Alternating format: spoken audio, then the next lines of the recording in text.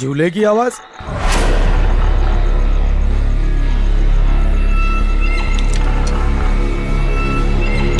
इतनी रात कौन हो सकता है?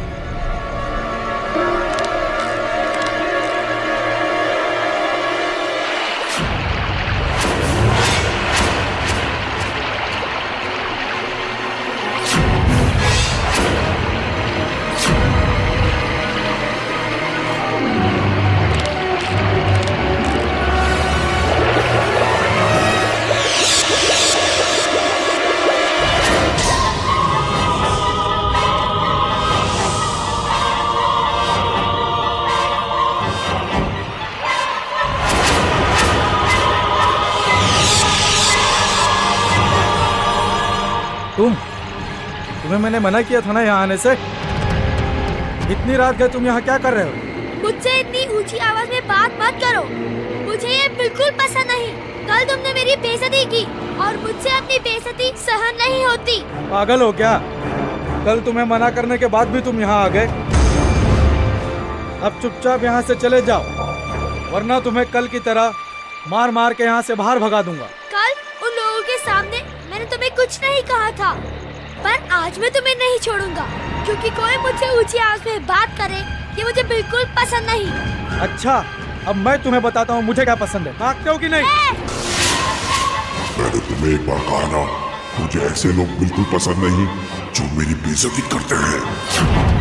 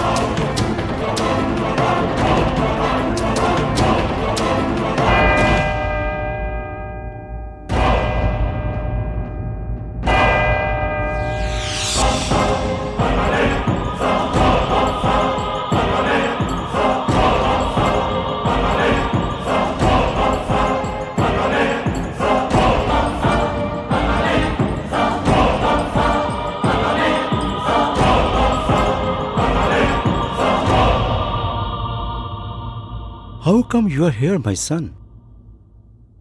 This is not a playground. ये चर्च है। मैं जानता हूँ फादर, मुझे आपसे कुछ कन्फेस करना है। कन्फेस?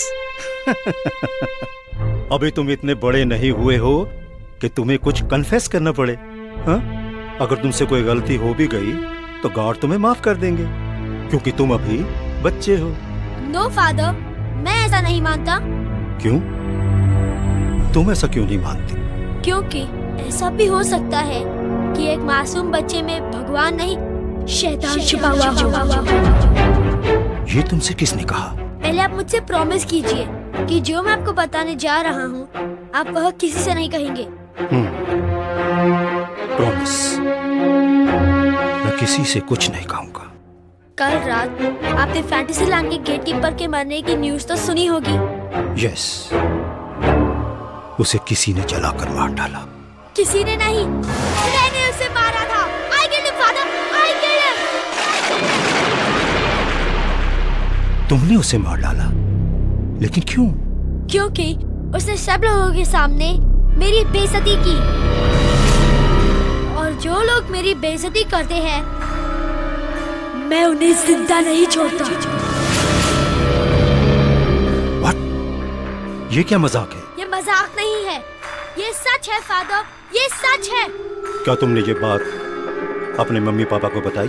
नहीं, सिर्फ आपको बताई है। तुम मुझे अपने पापा का नंबर बताओ। फादर, आपने मुझसे प्रॉमिस किया था कि आप मेरी बात किसी से नहीं कहेंगे, और आप अपना प्रॉमिस तोड़ रहे हैं। लेकिन तुमने जो गुनाह किया है वो कोई छोटा गुनाह नहीं है, माय सन। फादर, बताओ तुम्हारे पापा का नाम क्या है, तुम्हारे पापा का नंबर क्या है। अगर तुम नहीं बताओगे तो मजबूरन मुझे पुलिस को बुलाना पड़ेगा। फादर, मुझे ऐसे लोग बिल्कुल पसंद नहीं है जो पहले वादा करते हैं और फिर उसे नहीं निभाते। You are breaking your promise, father. You are breaking your promise.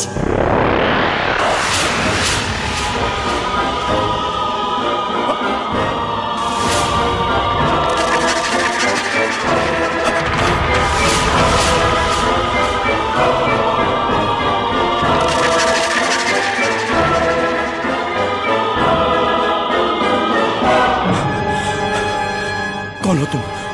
यहाँ क्या कर रहे हो? ये गॉड का घर है।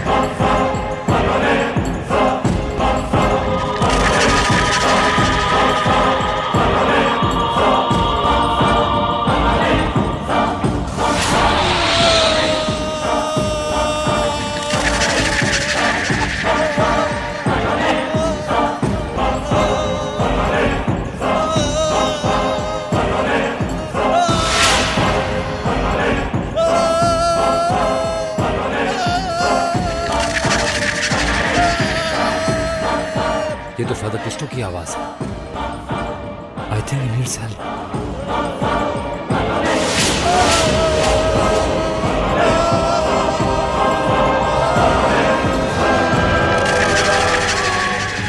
फादर, मैंने आपसे कहा था जो लोग मेरे साथ विश्वासघात करते हैं मैं उन्हें जिंदा नहीं छोड़ता।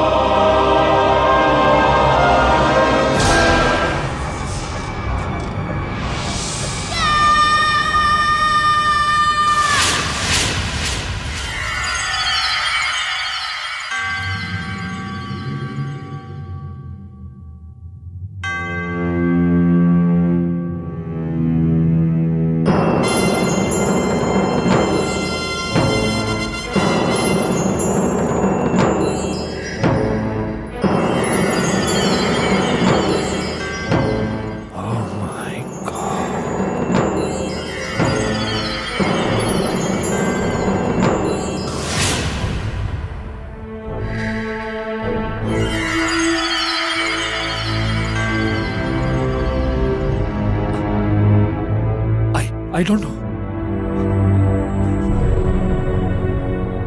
ये क्या हुआ देखो।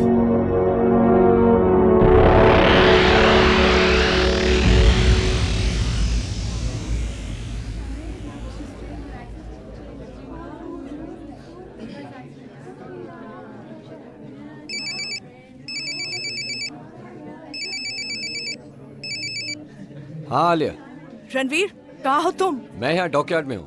बोलो क्या हुआ? फौरन सेंट पॉल्स चर्च पहुँच जाओ। यहाँ पे सीनियर फादर क्रिस्टो का मर्डर हुआ है। What?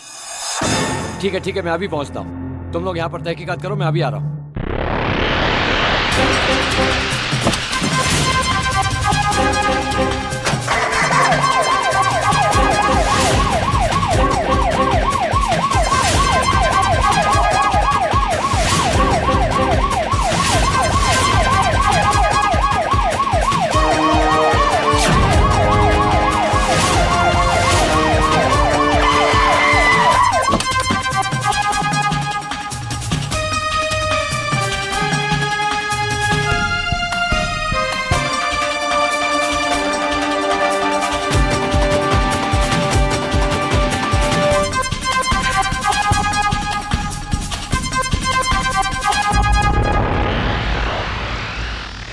रणवीर, मौत जलने से हुई है, लेकिन जलाने का तरीका समझ में नहीं आया।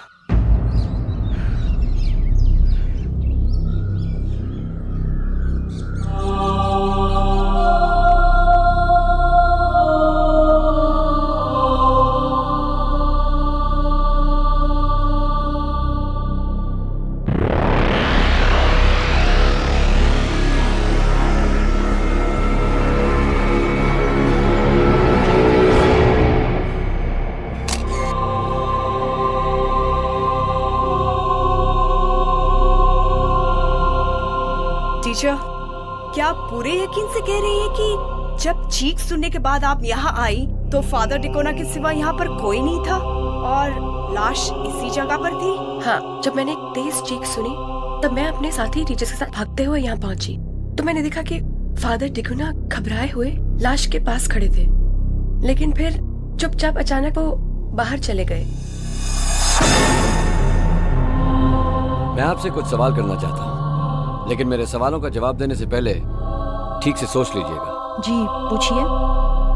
फादर क्रिस्टो की मौत के बाद फादर डिकोना इस चर्च के हेड प्रीस्ट बनने वाले थे। क्या आप मुझे बता सकते हैं कि उन दोनों के बीच में कैसे संबंध है? जी ये तो मैं नहीं जानती। मैं बताती हूँ। फादर क्रिस्टो और फादर डिकोना के विचार आपस में बिल्कुल नहीं मिलते थे। फादर क्रिस्टो अंधविश्वास पर बिल्कुल यकीन नहीं करते थे, जबकि फादर डिकोना वो उन सभी बातों पर यकीन करते थे, इसलिए अक्सर उन दोनों में बहस हुआ करती थी। क्या ये सच है टीचर? हाँ, ये सच है। मैंने भी फादर डिकोना को उनसे बहस करते हुए कई बार देखा था। वो दोनों एक दूसरे को बिल्कुल पसंद नहीं करते थे और इसलिए हमेशा एक दूसरे को नीचा दिखाने की कोशिश में लगे रहते थे। फादर क्रिस्टो का मानना था कि चर्च को अंधविश्वासों में बिल्कुल यकीन नहीं करना चाहिए, जबकि फादर डिकोना चर्च में प्रार्थना करने आए सभी लोगों में अंधविश्वास फैलाते रहते थे, इसलिए फादर क्रिस्टो उनसे नाराज रहते थे।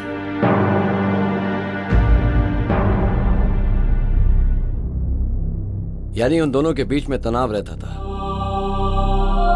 Well, thank you teachers, thank you very much. चलो आलिया।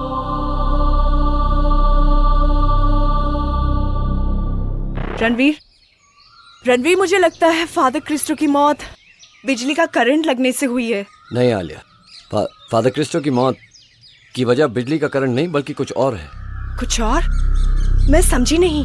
अगर फादर क्रिस्टो की मौत बिजली की करंट की वजह से हुई होती तो उनकी बॉडी की हालत ये नहीं होती। ये मसला कुछ और है। मसला कुछ और है? रणवीर, फादर क्रिस्टो की मौत अगर इलेक्ट्रिक शॉक के कारण नहीं हुई तो फिर कैसे हुई? जैसे माइक्रोवेव में खाना भुन जाता है, रोस्ट हो जाता है, लेकिन उस प्लेट को कुछ नहीं होता जिसमें वो रखा गया है। रणवीर, तुम ये कैसी अजीब बात कर रहे हो? आलिया, आग में किसी चीज को भुनना और माइक्रोवेव में भुनने का फर्क सिर्फ यही है कि आग बाहर से जलाती है और माइक्रोवेव अंदर से, और फादर क्रिस्टो की बॉडी के साथ भी यही हुआ है। तुम्हारा मतलब ये वाटर पार्क के गेटकीपर के साथ जो हत्या हुई थी? एग्जैक्टली। यू मीन टू से पायरोजेनिक की हरकतें? हाँ आलिया, पहले मुझे शक था, लेकिन अब यकीन हो गया कि फादर क्रिस्टो की मौत पायरोकिनेसिस का केस है। हमें फादर डिकोना से फौरन मिलना होगा। Right. Come on, let's go. Ranveer, father डिकोना। Excuse me father.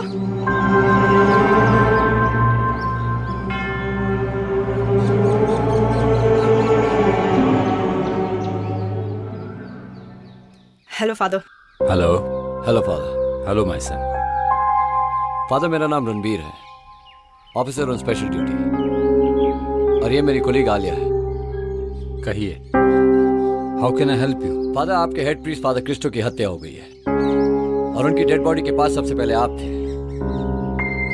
फिर अचानक उन्हें छोड़कर आप कहां चले गए?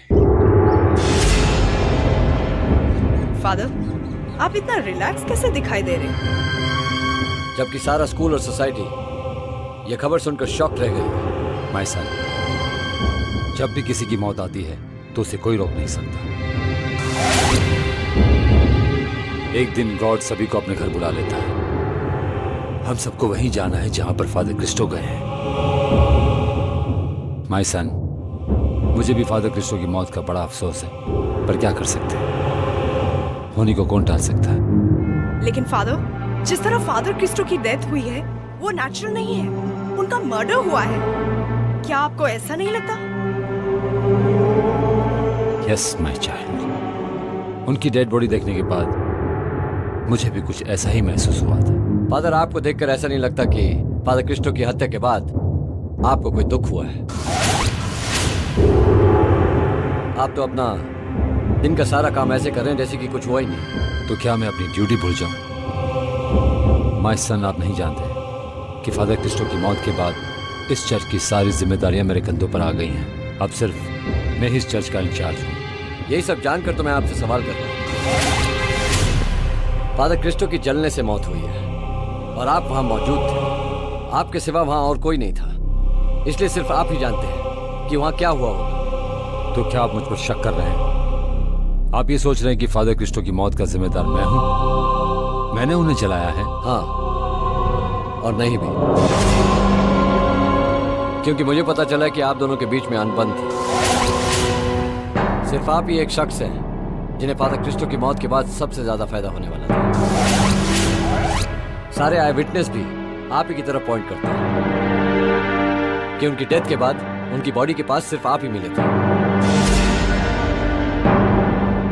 क्या आप बता सकते हैं कि आप उनकी डेड बॉडी के पास क्या कर रहे थे? मैं पहले से वहां मौजूद नहीं था। जब मैंने एक चीख सुनी तब वहां भाग कर गया। चीख? किसकी चीख थी वो फादर? क्या आप हमें बता सकते हैं? जी, फादर क्रिस्टो की चीख थी। जब मैंने चीख सुनी तो मुझे ऐसा लगा कि फादर क्रिस्टो को मेरी जरूरत है। मैं वहां भाग कर गया। तब वहां मैंने एक बच्चे को निकलते हुए देखा। बच्चा? जी। कौन बच्चा? हमारे स्कूल का स्टूडेंट है, राहुल मल्होत्रा। क्या आपके कहने का मतलब है कि इस बच्चे का कुछ लेना देना है उस मर्डर से? जी नहीं, वो 12 साल का छोटा सा मासूम सा बच्चा है। एक्सक्यूज मी, मेरे प्रेयर्स का वक्त हो गया है।